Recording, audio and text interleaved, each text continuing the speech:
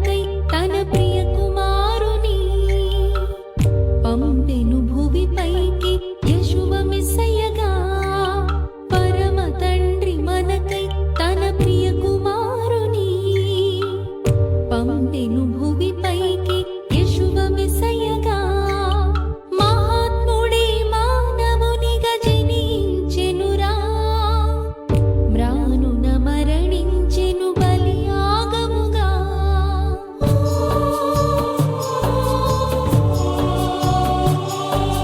మహాత్ముడే మానవునిగా జనించెనురా, మ్రానున మరణించెను బలియాగముగా.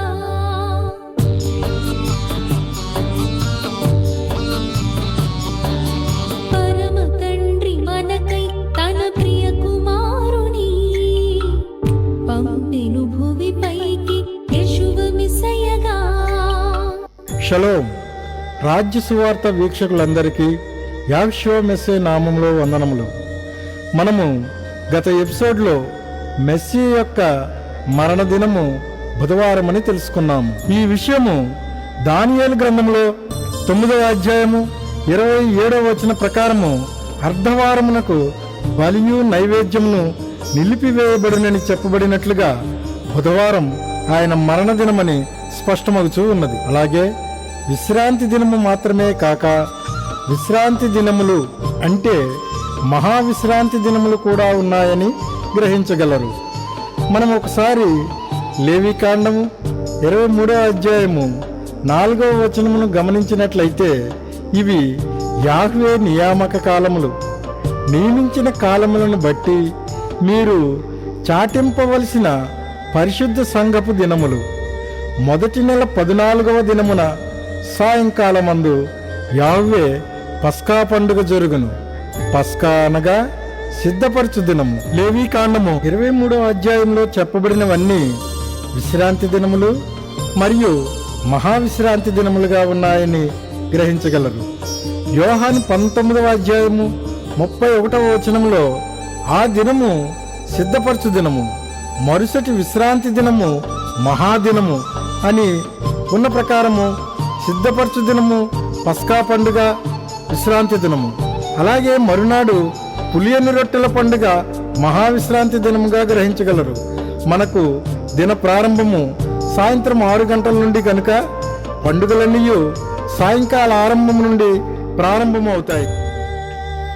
మెస్సయ్య గారు పస్కా బలి పశువుగా ఆయనే వధింపబడ్డారు. అంటే ఆయన చనిపోయినది పస్కా పండుగలో. ఆ పండుగ ఎప్పుడు వస్తుంది? అది మొదటి నెల అనగా అబీబు నెల.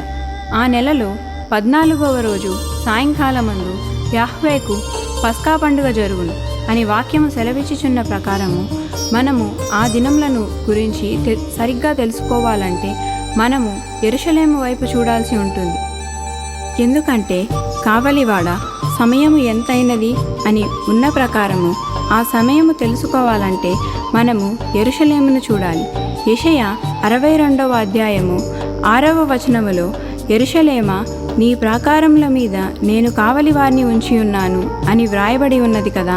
అంటే యెరూషలేములో అబీబు నెల ఎప్పుడు 14వ రోజు ఎప్పుడు వస్తుందో అదే సమయమునకు మన క్యాలెండర్లో ఏ రోజు ఉందో అదే దినాన్ని మనము మెస్సయ్య మరణ దినము మరియు పునరుద్ధాన దినముగా చూడగలము.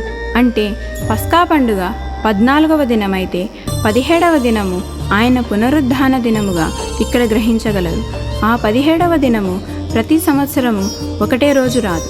ఇది ముఖ్యమైనదిగా గ్రహించవలసిన విషయం. దానిని బట్టి గుడ్ ఫ్రైడే కరెక్టా కాదా అన్నది మీరే తెలుసుకోగలరు. ఇవన్నీ మనం సరిగ్గా తెలుసుకోవాలంటే హిబ్రూ క్యాలెండర్ గురించి తెలుసుకోవాలి. ఇక్కడ ఒక చార్ట్ ఇవ్వబడింది. దానిని గమనించినట్లయితే హిబ్రూ నెలకు ఎదురుగా ఆ టైంలో మనకు ఏ నెల అనే వివరాలు ఉన్నాయి. దీన్ని సరిగ్గా అర్థం చేసుకోగలిగితే పరమ తండ్రి మనకిచ్చిన నియామక కాలములను మనం తెలుసుకోగలము. ఇప్పుడు మనకు కావలసిన నెల అబీబు అనగా తెలుగులో చైత్రమాసంగా గమనించాలి. మనకు నెల పొడుపులో ప్రారంభము కాబట్టి చైత్రమాసంలో వచ్చే నెల పొడుపు నుండి మనము అబీబు నెలగా గుర్తించాలి. బైబిల్లో చెప్పబడిన అబీబు నెల అనగా మనకు మార్చి ఏప్రిల్ నెలలో వచ్చే తెలుగు చైత్రమాసం యొక్క నెలపొడుపు దినమే అబీబు నెల మొదటి దినము. లేవీకాండము 23:4లో చెప్పబడిన ప్రకారము మొదటి నెల 14వ దినమున సాయంకాలమందు పస్కా పండుగ జరుగును. ఇవి యావే నియామక కాలములు. పస్కా మరణమునకు సూచన అనే విషయము మనకు తెలిసినదే. దీనిని బట్టి అబీబు నెల మొదటి దినము అనగా సాయంకాలము నుండి ప్రారంభమవుతుంది. ఇక్కడ నుండి 14 రోజులు లెక్కించినప్పుడు పస్కా పండుగ ఎప్పుడో తెలుస్తుంది. దీనిని బట్టి మెస్సియా పునరుద్ధాన దినమును మనము స్పష్టంగా తెలుసుకోగలము. ఇంకా వివరంగా నెక్స్ట్ ఎపిసోడ్లో తెలుసుకుందాము. అందరికీ యెహోషువ మెస్సియా నామములో సమాధానము కలుగునుగాక. షలోం.